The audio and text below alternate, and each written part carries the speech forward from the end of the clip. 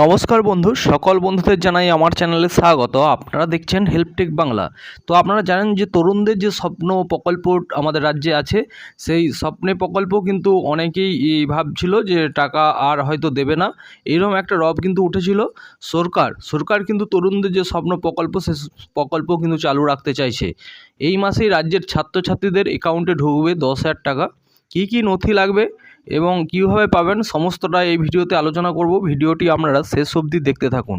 তো দেখুন, বাংলার ছাত্রছাত্রীদের জন্য একাধিক প্রকল্প চালু করেছেন রাজ্যের মুখ্যমন্ত্রী মমতা বন্দ্যোপাধ্যায়।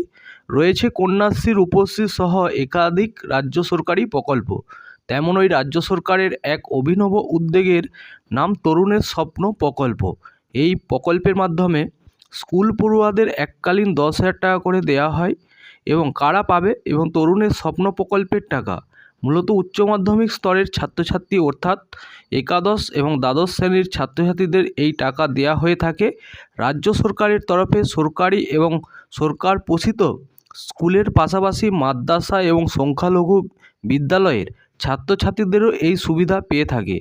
বর্তমান সময়ে যুগের সাথে তাল মিলিয়ে ডিজিটাল শিক্ষার মাধ্যমে ছাত্রছাত্রীরা যাতে উন্নত মানের শিক্ষা গ্রহণ করতে পারে, সেই লক্ষ্যে এই উদ্যোগ নেওয়া হয়। তো দেখুন, কবে থেকে আপনাদের অ্যাকাউন্টে টাকা ঢুকবে। 5ই সেপ্টেম্বর শিক্ষক দিবস। প্রতিবারের মতো এবারের শিক্ষক দিবসেও রাজ্যের মাধ্যমিক এবং উচ্চ মাধ্যমিক স্তরের পড়ুয়াদের ট্যাব এবং মোবাইল ফোন কেনার জন্য এই 10,000 টাকা হাতে তুলে দেবে পশ্চিমবঙ্গ সরকার। জানা যাচ্ছে শিক্ষক দিবসের দিনই বাংলার 16 লক্ষ ছাত্রছাত্রীদের অ্যাকাউন্টে টাকা ঢুকে যাবে। 2020 সালে কোভিডের সময় থেকে এই শিক্ষা ডিজিটালকরণে জোর দিচ্ছে রাজ্য সরকার। ডিজিটাল শিক্ষার শিক্ষিত করতে এই উদ্যোগ নিয়েছিল মুখ্যমন্ত্রী মমতা বন্দ্যোপাধ্যায়।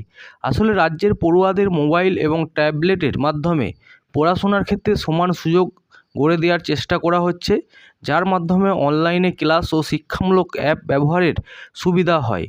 এই প্রকল্প আবেদনের জন্য শিক্ষার্থীকে অবশ্যই পশ্চিমবঙ্গের বাসিন্দা এবং পশ্চিমবঙ্গ সরকার স্বীকৃত কোনো স্কুল অথবা মাদ্রাসা দ্বাদশ শ্রেণীর পাঠরত হতে হবে।